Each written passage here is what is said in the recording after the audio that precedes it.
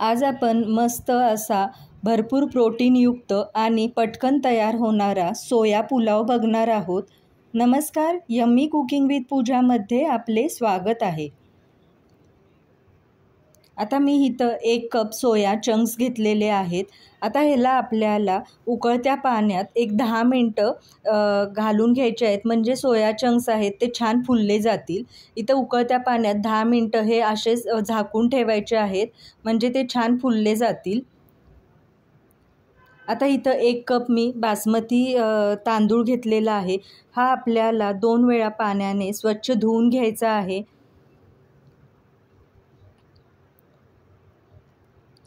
आता 2 वेळा पाण्याने स्वच्छ धुवून झाल्यानंतर हा आपल्याला थोडा वेळ पाण्यात भिजत घालून ठेवायचा आहे, म्हणजे पुलाव हा छान तयार होतो। आता सोया चंक्स आहेत ते छान भिजले गेलेले आहेत।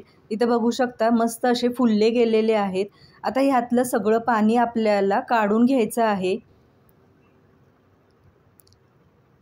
हातानं दाबून हे असं सोया चंक्समधलं पाणी पूर्ण काढून घ्यायचं आहे।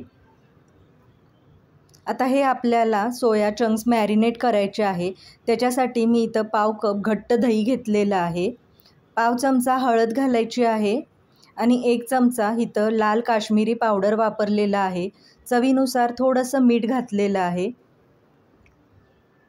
आता हे छान मिक्स करून आपल्याला एक 10 मिनटं मॅरिनेट करून ठेवायचं आहे, म्हणजे पुलाव हा छान तयार होतो। आता आपण हा पुलाव डायरेक्ट कुकरमध्येच पटकन करणार आहोत। त्यासाठी कुकरमध्ये 2 चमचे मी तूप घेतलेलं आहे। तुपाच्या ऐवजी तुम्ही तेल वापरलं तरी पण चालेल। आता ह्याच्यासाठी लागणारे खडे मसाले घ्यायचे आहेत। 1 तमालपत्र, दालचिनी, वेलची, काळी मिरे आणि 1 बदाम फूल घेतलेलं आहे। अर्धा चमचा जिरे घातलेले आहेत। हे तुपामध्ये 1-2 सेकंद छान परतून घ्यायचे आहेत, म्हणजे पुलावाला छान अशी सुवास येतो। आता ह्याच्यामध्ये 1 मोठ्या आकाराचा उभा चिरलेला कांदा आहे, तो आपल्याला हलका गुलाबी होऊस्तोपर्यंत परतून घ्यायचा आहे। आता ह्याच्यामध्ये 1 मीडियम साईजचा टोमॅटो आहे, तो बारीक चिरून घेतलेला आहे। त्यामध्येच आपल्याला आलं आणि लसणाची पेस्ट घालायची आहे। इथं मी खलबत्त्यात बारीक वाटून घेतलेलं आहे। आता हे एक चांगला टोमॅटो मऊ होऊस्तोपर्यंत आपल्याला हे परतून घ्यायचं आहे। इथं टोमॅटो अगदी छान मऊ झालेला आहे। 1-2 मिनटं झाकण ठेवायचं, म्हणजे टोमॅटो आपला छान शिजला जातो। आता इथं बघू शकता टोमॅटो छान शिजला गेलेला आहे। आता ह्याच्यात आपल्याला 1 चमचा बिर्याणी मसाला घालायचा आहे। 1 चमचा धने आणि जिरेची पावडर घातलेली आहे। 1 चमचा लाल तिखट घातलेला आहे। आपण सोया चंक्स मॅरिनेट करताना पण त्यात लाल तिखट घातलेलं होतं, त्यानुसार तुम्ही याच्यात लाल तिखट वापरा। आता जे मॅरिनेट केलेले सोया चंक्स आहेत ते पण छान आपल्याला यामध्ये परतून घ्यायचे आहेत।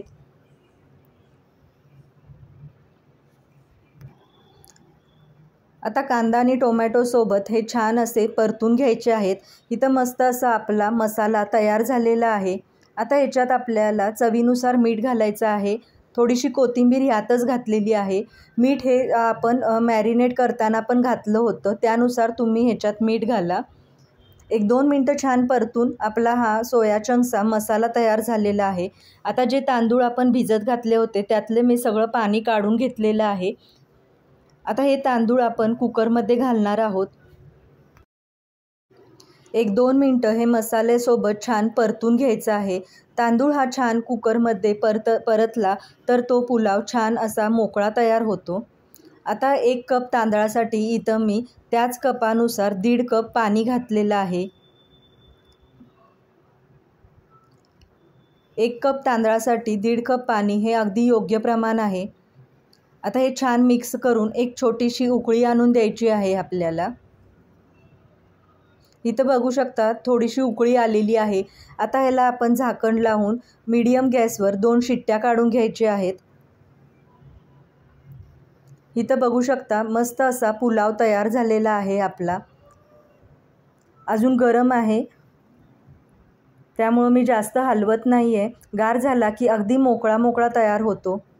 मस्त आणि पटकन तयार होणारा भरपूर प्रोटीनयुक्त असा आपला सोया पुलाव अगदी कमी साहित्यामध्ये पटकन तयार झालेला आहे. अगदी चविष्ट आणि छान लागतो. तुम्ही पण नक्की ट्राय करा आणि अजूनही माझ्या चॅनलला जर सबस्क्राईब केलं नसेल तर प्लीज सबस्क्राईब करा. थँक्यू.